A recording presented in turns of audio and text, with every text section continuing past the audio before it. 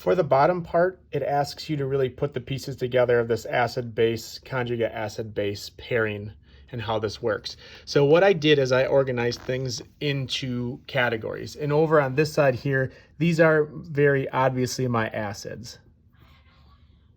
And they're acids because they all start with H. They fit both definitions.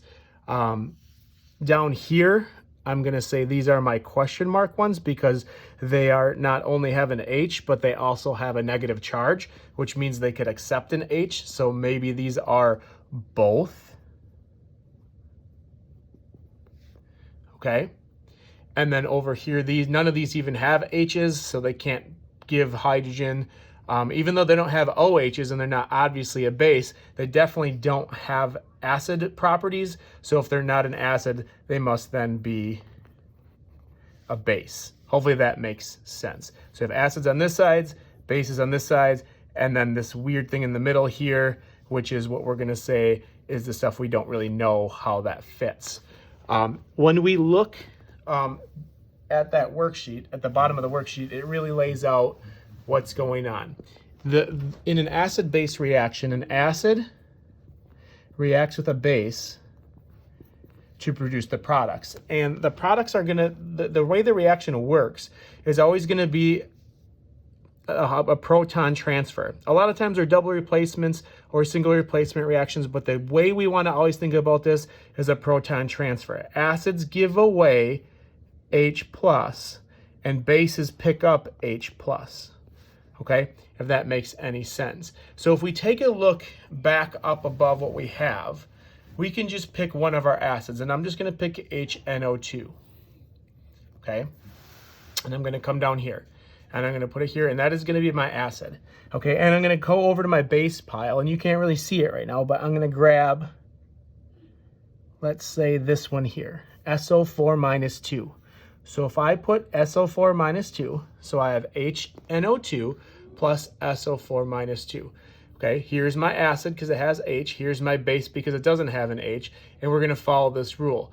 The H flows to from the acid to the base. So we're going to go here to here. So what are we going to make out of that then? We're going to make H SO4 minus, right? Because this is a plus and the minus 2 becomes a minus 1, plus NO2 minus.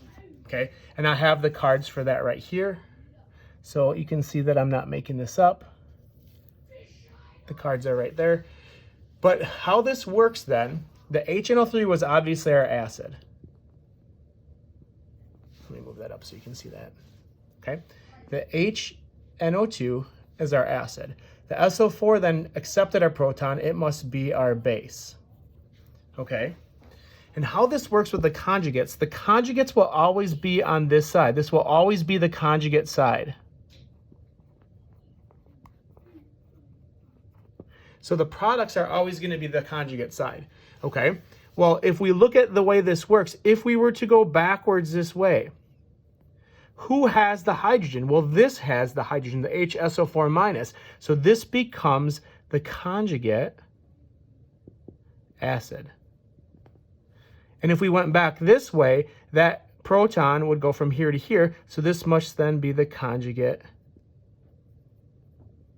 base. Okay? Hopefully that makes sense. Okay? Again, conjugates because they're on this side. What happens is, and I don't know if we have enough room to follow this, but the acid becomes the conjugate base, right? Because the HNO2 became the NO2. So the acid became the conjugate base, and the base becomes the conjugate acid. That pairing, that pattern holds true every single time. Here's example number 2, and I have just arbitrarily picked these two. HBr is going to be our acid. We know HBr is an acid because it starts with H. We know CO3 -2 is going to be a base, and we know that because not only does it not have an H, it can then accept a proton. Again, an acid-base reaction is a proton transfer, so the hydrogen is going to come over here. Okay, so then as a result of that, we are going to make HCO3 -1, and we're going to make Br minus 1. Okay, so that would be our reaction. Okay, it's balanced, it's all ready to go. So if this is our acid, this is our base, HBr became Br1, -1, sorry. So acid becomes the conjugate base, and the base becomes the conjugate acid. And again, another way to look at this is if we went back in this direction, because these are reversible reactions, the bromine would be the thing accepting the acid particle, so the H would transfer over here, making it the base. This would have the proton, so this would be the acid. Because they are on the products side of the arrow, they're on the conjugate side of the reaction, so they'll always get the conjugate label. In the last example, I want to change it up a little bit. In the second example that I just did, we used the HCO3 on this side, and it was the acid. It was the conjugate acid.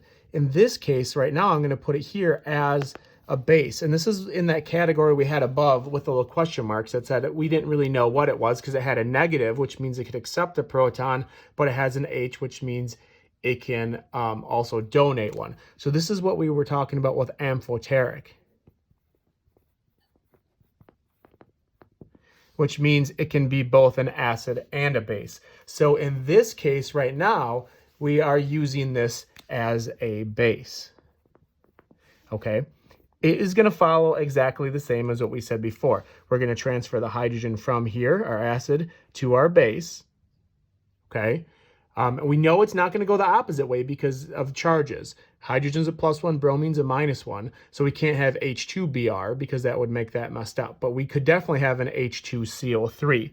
So if this comes down here, H2CO3 is balanced, right? Carbonate's a -2, hydrogen is 1 each, so that would be a +2, cancels out the way it shows.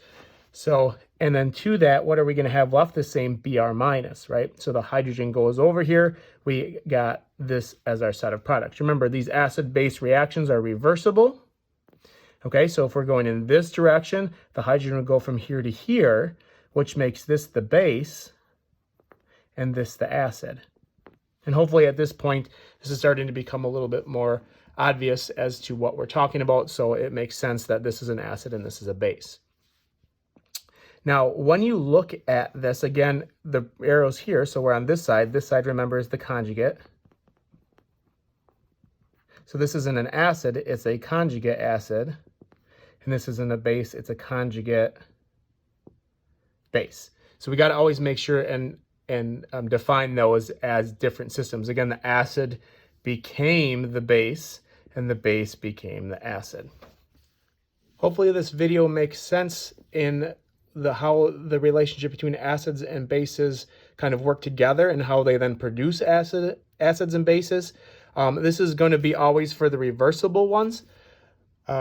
Earlier in the notes, and then later on when we get that far, we'll talk about neutralization reactions, which only have a one-way arrow and they are not reversible. So this is definitely a special category of reactions, but hopefully you will be able to take a look at acid-base interactions and label the acid, the base, the conjugate acid, and the conjugate base.